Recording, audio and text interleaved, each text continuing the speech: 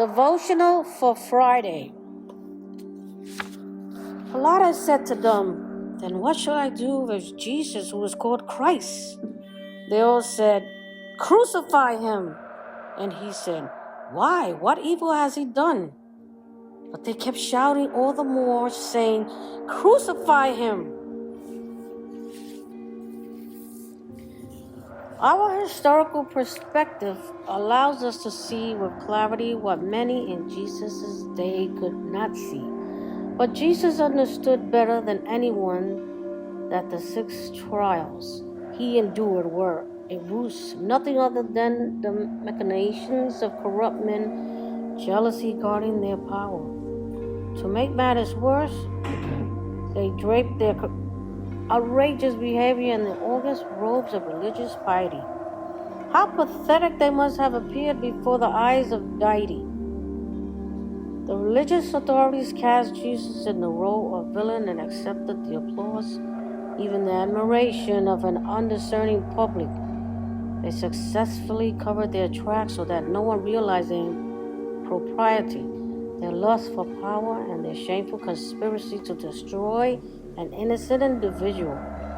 The Jewish people failed to see the astounding blessings they were forfeiting by killing their Messiah. No one will ever know how God's plan would have unfolded if they had embraced him. Very few situations in life are more frustrating than suffering injustice alone and unnoticed.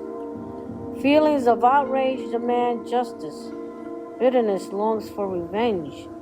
Hopelessness begs heaven for relief.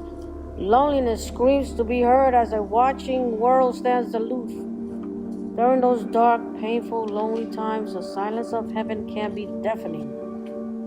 If this is presently your experience, rest assured you are not alone. The Lord sees your suffering and he will not allow it to go on forever unanswered.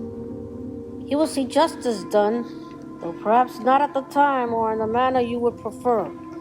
Nevertheless, the agony you suffer, though it feels overwhelming, will not go to waste. If you allow it, this experience can be the vehicle by which God delivers his greatest blessings to you. The trials of Jesus came to a predictable end because they arrived at a foregone conclusion. Jesus was not the kind of Messiah the seditious rabble wanted. Jesus was not the puppet ruler the wealthy and powerful could control. Jesus was not the revolutionary threat Pilate hoped to legitimately condemn. The only matter these habitually contentious parties could agree upon was that the death of Jesus would solve their problems.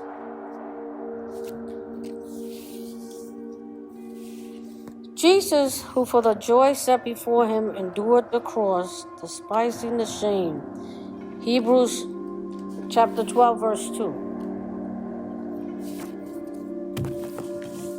What thoughts filled Jesus' mind in the hours from the Garden of Gethsemane to the cross? Never had Jesus felt weaker, more in pain, more human, more alone. But in spite of the hostility and injustice, Jesus kept on entrusting himself to his Father. When he stood stripped, oozing, broken, despising his suffering, when every nerve in his body quivered in agony as they whipped open his flesh, when silent tears spilled down his face, Jesus handed himself over to his Father for safekeeping. His Father knew who Jesus was and knew what he was doing and why. His Father judged righteously. What was Jesus thinking as he hung between heaven and earth? Jesus, almost dead, thought of you. He thought of presenting you to his Father, washed in the blood that now coursed down his side.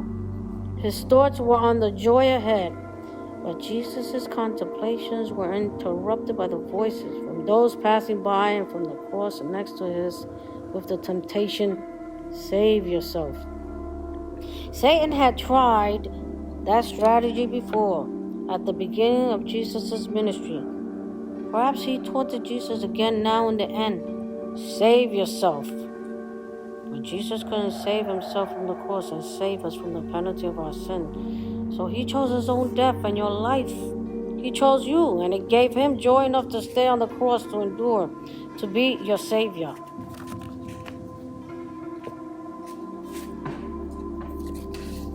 Mark 15, verse 22. Then they brought Jesus to the place Golgotha, which is translated place of a skull.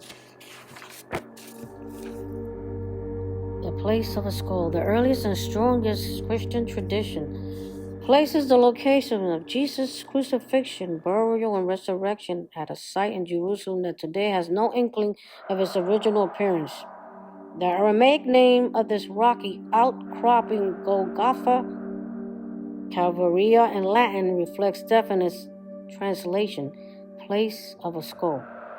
The name of the church built over the site evokes images as Erie, the Church of the Holy Sepulchre. Sepulchre means a crypt or tomb.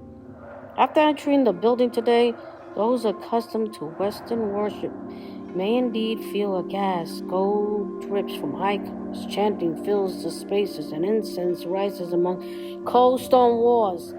Six sects of Christendom display jealous rivalries over the goings on within. But look past the traditionalism to the tradition of history, and you'll find an unbroken connection to the central event of all time. The Jerusalem Christian community held worship services at this site until AD 66, and during the 4th century, Constantine built a church on the site to memorialize the place of Christ's resurrection. Since that time, the church has built, rebuilt, and expanded. Much of what we see today stems from the Crusader period. Different religions, races, and sects have obscured much of the original site. Yet Christian tradition declares that it is most likely at this place that Christ died and rose again. Ironically, in the very place where the religiously jealous fight over rights, rules, and whose faith is in charge, the need for Christ's death remains clear. Religion couldn't get us to God. We needed our Savior. The central shine of Christendom thus demonstrates the need for the place it hallows.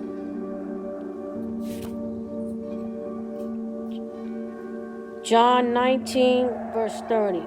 Jesus said, "It is finished," and he bowed his head and gave up his spirit.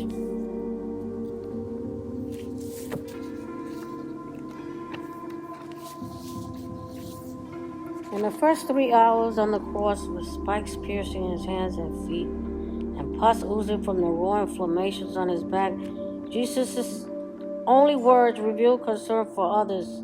He forgave a criminal dying beside him, entrusting his mother into John's care, and looked on his murderers with compassion. "Father, forgive them, for they do not know what they are doing." Their words, however, revealed different hearts. "Let this Christ, the King of Israel, now come down from the cross," the chief priests and the scribes mocked, "so that we may see and believe." He saves words. He saved others.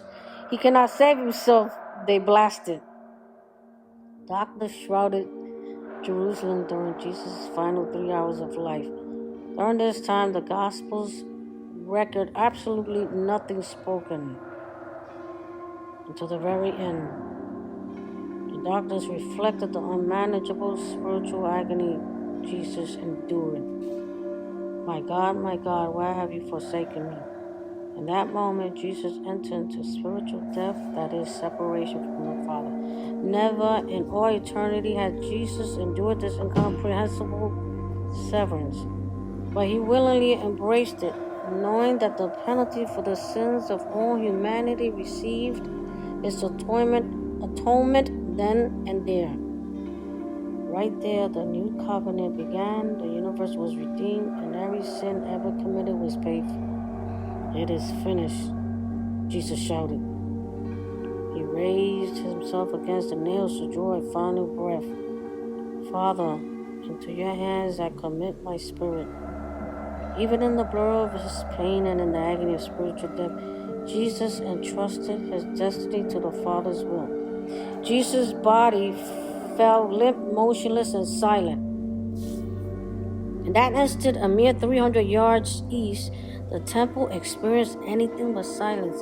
A deafening rip filled the courts as the veil that separated humankind from the Holy of Holies tore in two from top to bottom. Like the sky that tore open above Jesus' baptism, so the rending of the veil revealed the Father's acceptance of Jesus' death on our behalf. Centuries of sacrifices, burnt offerings, wafting their pleasing aroma heavenward, found ultimate fulfillment in the flawless sacrifice of Jesus. Mark 15, verse 34. At the 9th hour, Jesus cried out with a loud voice, Eloi, Eloi, lama sabachthani, which is translated, my God, why have you forsaken me?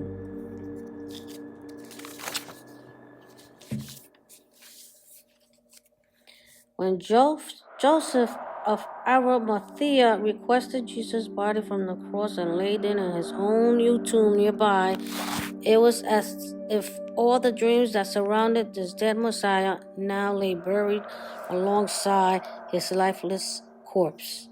The huge, immovable stone before the entrance seemed to entomb the potential for all future hope. Death felt so unforgiving and final. Just days prior, Jesus had mounted the foal of a donkey, a recognized symbol of peace and unmistakable identification with the Messiah, and had ridden into Jerusalem to the cheering of thousands. He was their Messiah. He had promised abundant life. His followers fully expected that he would become their king and that Israel would again be prosperous and free. But now, as the sun fell behind the horizon toward the end of an unforgettable week, the Son of God lay cold and lifeless in a tomb just outside the city walls. The sorrow that hung over the disciples' hearts felt heavier than the black skies that hovered over Jerusalem. The darkness that began at noon perhaps extended throughout the evening until night consumed it. As the disillusioned disciples cowered in dark corners, they may have wondered if the sun would ever shine again. As the sun set and the Sabbath began, nothing made sense in light of the prophecies which Jesus had fulfilled, in light of the promises he made, and given the complete confidence they had placed in him. The people clearly wanted a righteous king, but as he lay dead, the chief priests were busy restocking the Annas Bazaar, and Israel's political leaders were seeking ways to exploit Pilate's newfound popularity. Not only had Jesus failed to improve Israel, but the nation's future seemed even bleaker than before. Discouragement and desperation reigned supreme among Jesus' followers. The light had gone out of the world.